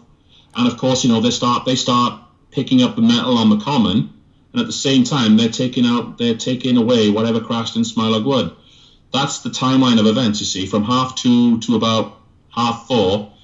It's shifted from Pentyrch over to the Smilog Wood, and then after that, sometime around 5 o'clock, they're then making their way down to Swansea Neath area, well outside the zone that they set down for the so-called military exercise, which was done at last minute, by the way. And they're waking people up in Neath and Swansea area. And as I said, the one witness saw a cluster of green lights being followed by jets and helicopters and planes. They were obviously giving chase to the rest of them. Okay, and then there was a team that the next, I guess, was it the following day that Caz went over there and started asking them questions? And this is what happened. This team that we're talking about, they came about a month, maybe a couple of weeks after the event. Oh. They're not here yet. They're not here yet at all. I see. But that's this. I may as well mention this. This is where our other witnesses come into other events. You know, it's daytime now. Most of the helicopters, the planes and everything have pretty much landed and gone home to base. And Caz, Dave, Donna and Steve, right? Donna and Steve are neighbors and friends of Caz and Dave also. They also witnessed the snow in the ball patch area where the hand of lightning came from the pyramid craft. Right. Gone across the field, and then it almost touched the ground and arced out this orange-white lightning, which created the ball patch I told you about, where we got that huge circle of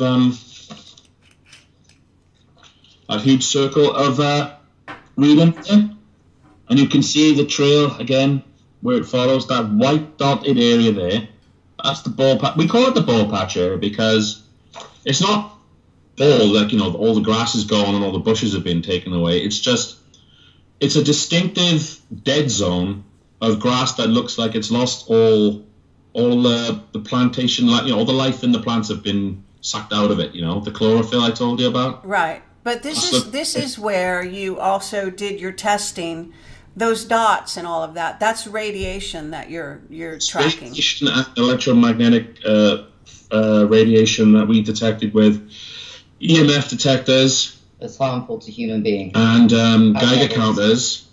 And like I said, I've since had those Geiger counter readings analyzed and by someone who really knows. He's an RAF man as well. I'm not going to name his name yet because we are working on something together later on, so maybe some more updates to follow. But what they told me is that what we found in the highest areas where the ball patch is, right, the readings there 1 hour's worth of exposure in that area at the time, 18 months to 21 months after the event. 1 hour exposure to the radiation levels we got there is equivalent to 21 days normal background radiation. Right, so substantial. We're in that area, we're in those fields for 2 hours, 3 hours, because to do a scan of a field that's hundreds of square, thousands of square feet, tens of thousands of square feet area, it takes a long time. And when you're in an area that's got this level of radiation, it may not, it's not going to kill you, but it's certainly not going to, it's going to make you very, very ill. This is what I'm telling people now. The symptoms we got, the physical symptoms, and it's in our Cornwall presentation, because when we spoke with you and when we came to Awaken Aware in Watford, we didn't have this information. It was only afterwards. We were still waiting on a lot of other stuff. But we put it in the Cornwall one. And yeah, we suffered headaches, nausea, migraines, dizziness, irritation, irritability of the skin. Some people were very sensitive to these things. They wouldn't go near that area. They didn't want to go near it at all. And one time, someone came down with Caz. That person was undergoing chemo, I believe, for cancer. And when they went into those fields, they came out of there feeling great. They felt much better. I don't know why. Maybe the radiation did something to them. But I just found that to be very strange, because the rest of us are getting absolutely ill from all this. We need like 2 days to recover. And this person's feeling very good about themselves. Now, I'll just go back to this again. The radiation readings there, right? Just a couple of weeks ago, I recently went back there with another Geiger counter. I bought myself a digital one. And the radiation readings have pretty much all but dissipated. But it's still in the hotspot areas. And I say the hotspot areas are this area here, and the ball patches, and just where the tree line cuts into the second and third field. That radiation is still reading higher than the other surrounding areas. It's not deadly. It's not nowhere near as high as it used to be, but it's still registering something. It's diminishing. And it's diminishing. And as I said, the area is regrowing. The grass is regrowing. Except for some of the trees that are just dead, the rest of it's all recovered, rejuvenated. Okay, now what about where the explosion was? Are you able to get in there to do readings? Yeah. The thing is, like I said, Caz, Dave, Donna, and Steve, those are aliases. They're not their real names. They don't want to be identified. But I've got statements from them as well. Where it was snowing in this area, the ball patch area, it was also snowing the strange blizzard-like polyester type snow that wouldn't melt when you pick it up. It was spongy to the touch, like marshmallow, right?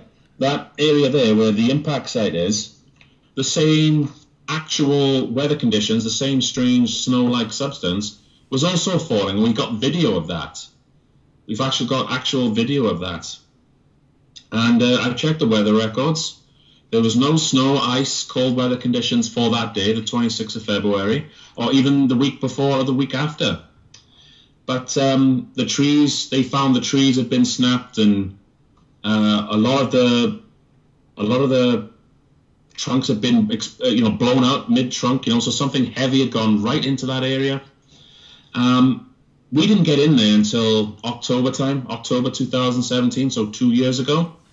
We were able to get some electromagnetic readings. Now, we didn't have what we call a magnetic field strength detector, okay? That tells you the frequency of what the electromagnetic radiation is. But we did have the readings of how strong the magnetic fields were.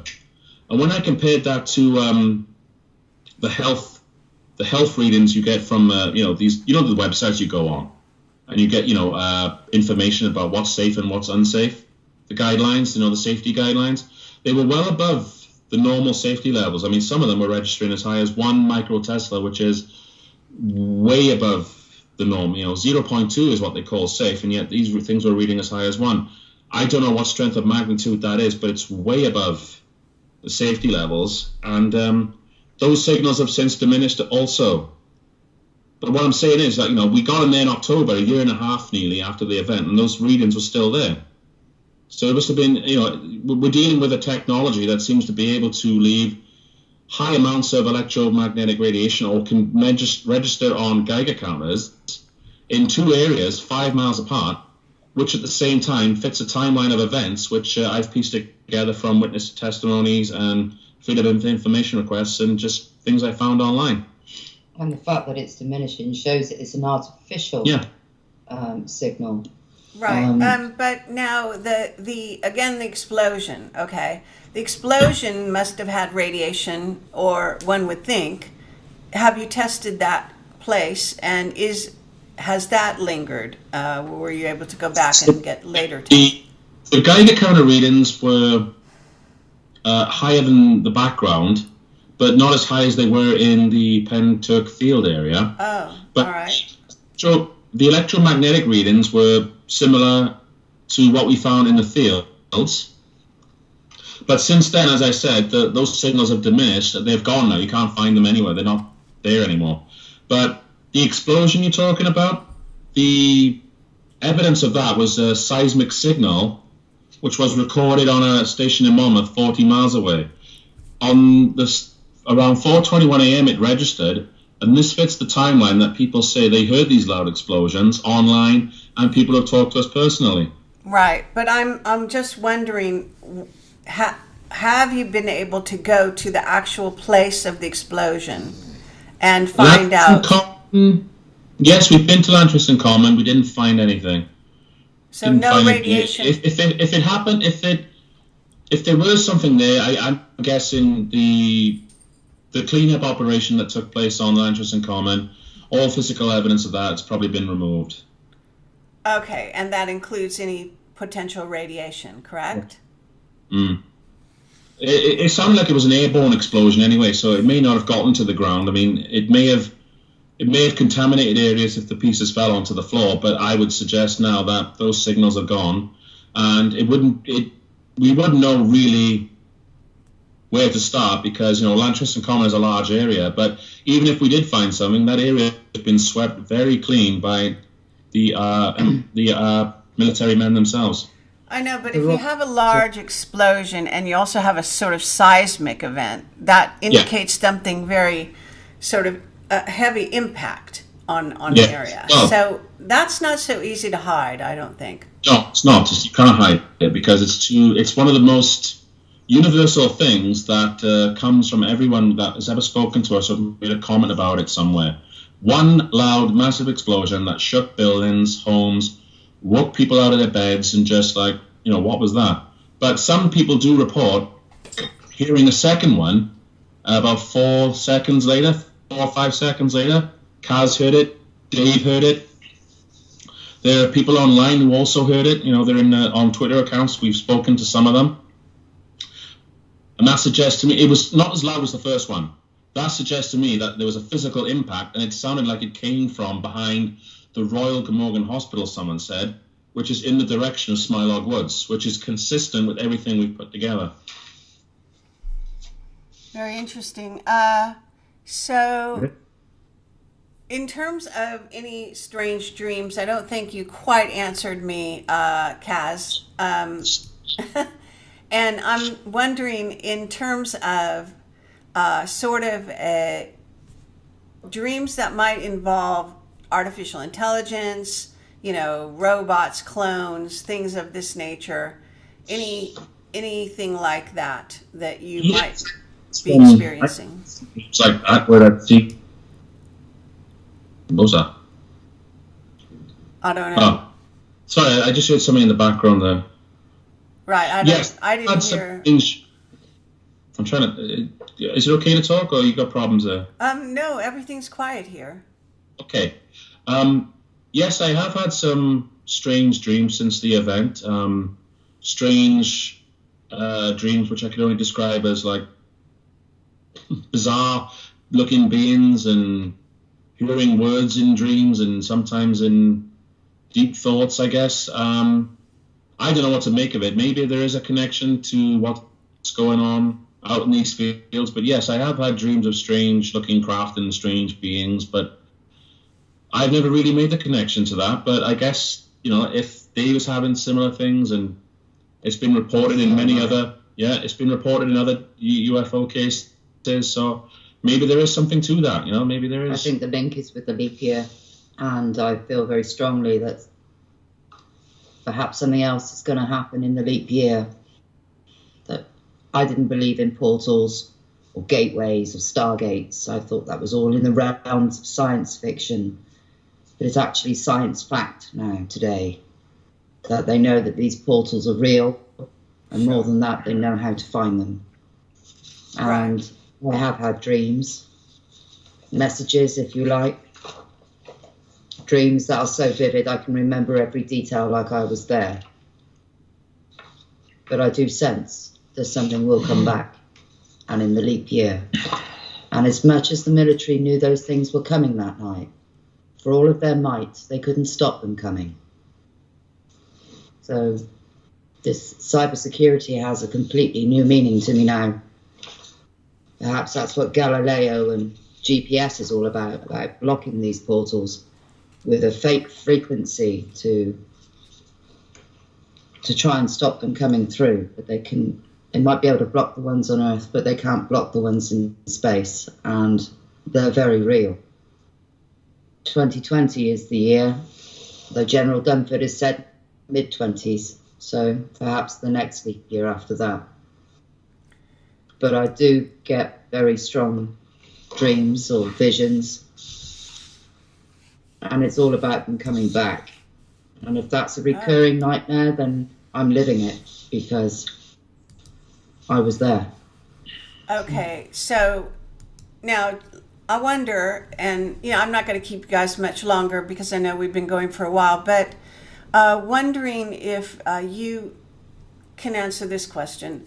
You seem like you have a sort of an emotional reaction to these, to the sighting, and to possibly these, I don't know, whatever phenomena you saw that you seem to equate with living beings, but not necessarily human, like, in other words, or even animal. You seem to be veering towards more of a mechanistic or a robotic kind of idea. Am I wrong in that? You also seem to be emotionally attached or affected by them. What would you say to that? I felt they were alive. They were the essence of life itself, that not only did they communicate with each other, but they communicated with us too. I was asked if there were any spoken words or binary code or hieroglyphs or anything like that, and my immediate response was no. But what I took away from there was an overwhelming feeling that I needed to tell someone, anyone that would know what to do with this information. And if that's a message, that's what it was. Tell the world what you saw here. And these things were alive. I didn't see any aggression or from them at all, but I witnessed an awful lot from us. And, okay. And that's worrying, really, that our military are opening fire on these things that didn't show any hostility at all. That's not to say they weren't hostile, but if they were, Dave and I wouldn't be here.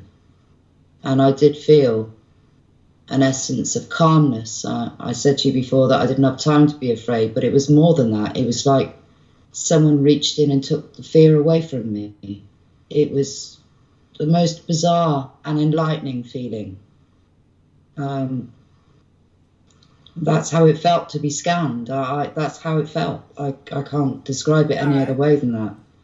Now, can you think about how how Dave has reacted? And his reaction seems a bit different than yours, but perhaps he has a similar emotional response. Would you be able to characterize that? He was petrified. He was the complete opposite to me. He was scared stiff. That's the only way I can describe that.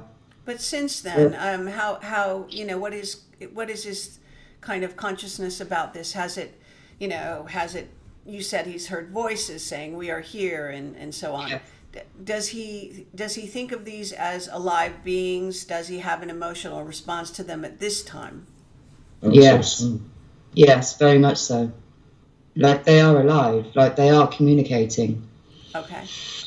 He would say like they're sort of talking to him or calling him or something. I can't really explain it more than that, but Yeah. And has he tried to, or you, anyone, you know, you can get pictures in your head, obviously, and has he or you had made an attempt to draw what you thought was communicating with you, anything like that? No, I didn't. Again, I didn't sense any biological entities of any kind. It was like I said, like these things were the essence of life itself. Like they were alive, like living machines, although I didn't see any mechanics. I didn't see anything mechanical moving in them, but they were... Okay, so but as a drawing, would you draw a machine? I mean, what would you draw anything if you were going to depict them? Or has Dave made an attempt to draw or seen pictures in his head as to what any kind of imagery is, I guess what we're saying? Called them angels of light, because that's what they felt like. Okay, but no visual going with that No. picture. That's what I saw, but I haven't drawn anything else. All right. Well, very fascinating, and I guess the saga continues. There's a lot of elements to it that are quite compelling and perplexing, and require, I think, even more investigation. So, please, you know, come back and tell us some more in the future when you come across it. It's great that you're staying, you know, focused, and you all have you're doing more investigation and you're sharing your stories. So that's really good. Thanks for having us, Kerry. Yeah, it's been thank you. fantastic. Okay. You'll come back to the UK one day. Oh, absolutely. They're fairly often. So we'd love to catch up with you guys, and you know, if we can stay in touch, that'd be great. Fantastic. yeah, brilliant. Thank you. All right. And now I don't know, but I've got people in the chat. There's quite a bit. If there's anybody that has a last minute question, I don't see any questions being posted to the chat. Sometimes they do. But if anyone wanted to ask a question or two, would that be all right? Feel free, yeah. Yeah, great. All right. Okay. So just before we close this down, if there's anyone in the chat that wanted to ask a specific question of our guests, and I will try to, let me see, enlarge this so that I can actually see it a bit better. But it's just a moment to type a question if you are so inclined, and we'll try to see if our guests can answer it.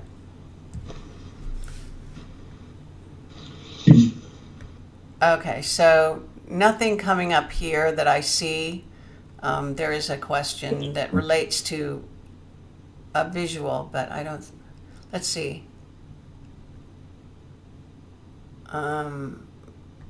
Where are you seeing them in your dreams? Where? I'm not sure what they mean by where, but perhaps they're saying, you know, if you're seeing them, or Dave feels he's being communicated from his dreams, maybe they're, I don't know, seeing them in a place, in a craft, on a planet, any of that sort of thing. My dream was very strongly Tibet, and surrounded with white jasmine, which I later found out only grows wild at the Tibetan temples. Very strongly Tibet was where it happened in my dream, but I can remember it in absolute detail. So if that's a place of where this is going to happen next, that's a very strong possibility. But that's what they showed me. Okay. The significance of white jasmine before the dream, I now know that it's used in Buddhist religious ceremonies. I didn't know that white jasmine only grows wild at Tibetan temples. These were all things that I found out afterwards. I wanted to know. And something to do with sound, some note, some frequency. Okay, and as far as Dave is concerned, anything about, again, a planet, a place, or anything like that when he gets information? Only when they're here, he gets spoken words, and he can be woken from a deep sleep with spoken words. Wake up, we are here, and he'll look out, and there's something here, and it's often, if not always, pursued by a military aircraft. Okay, is it, again, a triangle or a pyramid-shaped craft? I don't know. I saw a pyramid here that jettisoned smaller craft. What Dave sees, I don't know. Maybe just individual craft, but nothing on the scale of what happened in February of 2016. About that point example it was taken or something. Brought back. Remember that? Oh, Andy, yeah. It has been taken, he thinks, in his subconscious to a place full of dead people that take his life force, which is bizarre. Okay, this person called Andy, what is his relationship to the story? Oh, he's a friend of Dave's, and he's a psychic, and he's been working with Dave a lot. He's told him one or two things, yeah. And that's what he sees. That's how deep he goes, and he's been taken to this place with him, almost like a land of the dead. That they're taking his energy, his life force. That's what he sees.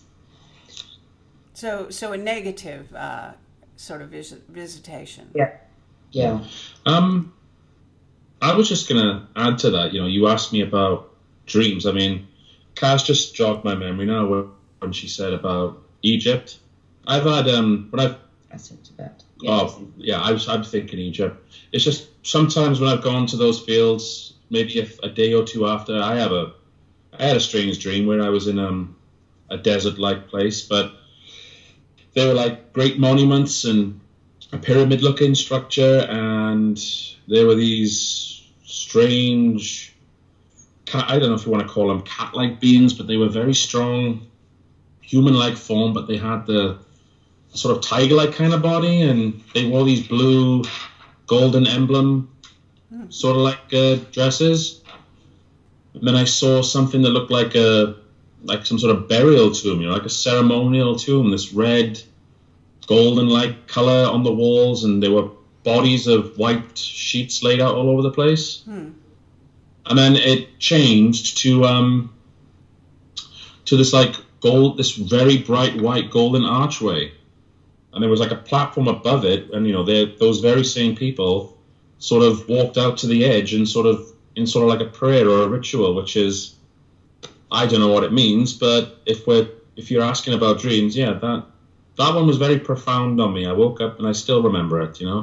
I tend to find if I remember stuff like that, it must mean something. What? Dave's are always very negative. He always feels like when he's returned, he's dropped back into his body before he's woken to say, we are here. And he'll look out and he'll see that there's lights in the sky. I don't know if they brought him back or from this negative He's only continuing sort of like visitation things, and he gets the sense that something is there, and then he goes out to the window and he looks, and there they are. Or some sort of light is there, That's the sort of impression It scares me enough for him to have gone to a psychic, for him to try and sort this out, to try and get to the bottom of what it is. But it's very real. Pictures too. Very real. Okay, now I'm going to take one last question from the chat here. Someone wants to know about how low or close the helicopter came over you.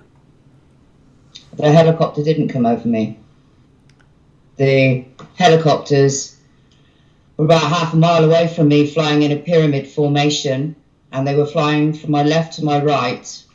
The green object, the first green object that came out, was heading west towards Llantrisant, and the helicopters were coming from my left to my right on an interception course, shall we say, and they both met in Llantrisant Common, if that makes any sense. So you're saying the helicopters flew in, I guess what you mean is a triangular formation, and that is separate. So the Apache helicopters were flying in a pyramid formation. Okay. They had red pulsing lights that were going out very slowly in front of them, so you could see all of the grass and all of the shrubs and all of the trees bending under the force of their rotor blades. They were on an interception course with the green object that was being pushed along by 4 aircraft, 2 C-17s and 2 C-130s, herding it towards the Llantrisant area, and the helicopters came from the St. Athens side, from my left to my right, on an interception course, and then the big explosion. I believe, and it's only my personal belief, that they used a brimstone missile, and that's what they did the meticulous metal search for, to pick up parts of that missile. But we will never know. But if you've ever seen a missile explosion, and there's quite a few on the internet from Israel, you'll see the big plume of smoke and then the huge explosion that shakes buildings and knocks people off their feet. That's the type of explosion that we're talking about.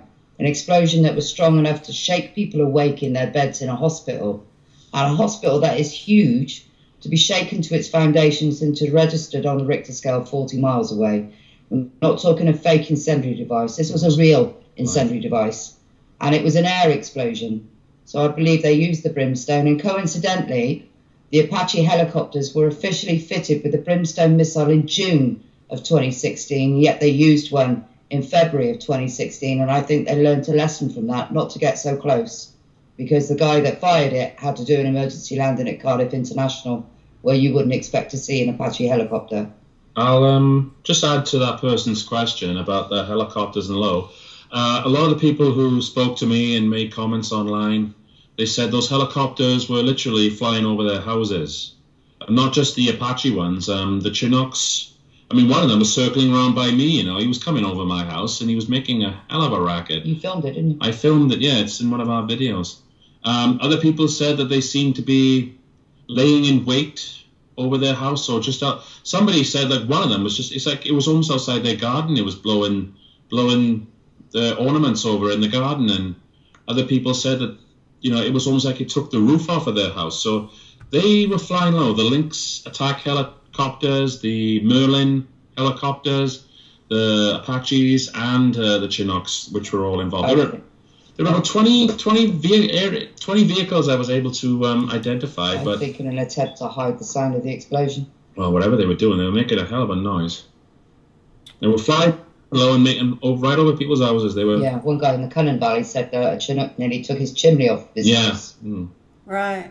Okay. So they were very. All right. Well, thank you very much. So I guess we'll wrap this up here. And again, it'd be great to have you back. All right. It'd be great to come back. Thanks. It's been good talking to you again, Kerry.